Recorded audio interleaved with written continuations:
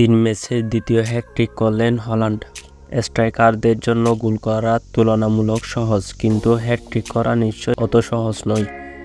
21 শতকে ক্যারিয়ারে 60টি হ্যাটট্রিক করতে ক্রিস্টিয়ানো রোনালদোকে খেলতে হয়েছে 1161 ম্যাচ, আর লিওনেল মেসিকে 57 হ্যাটট্রিকের জন্য খেলতে হয়েছে 1040 ম্যাচ।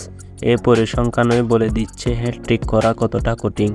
তবে একজন খেলোয়াড়ের জন্য কাজটা কঠিন কিছু নয় বলেই মনে হয়। তিনি আর্লিং হল্যান্ড। গোল করাকে তো বটেই, হ্যাটট্রিক করাকেও যেন নৈমিত্তিক কাজ বানিয়ে ফেলেছেন হল্যান্ড। চলতি মৌসুমে প্রিমিয়ার লিগের প্রথম 3 ম্যাচে হল্যান্ড 2টি হ্যাটট্রিক করেছেন।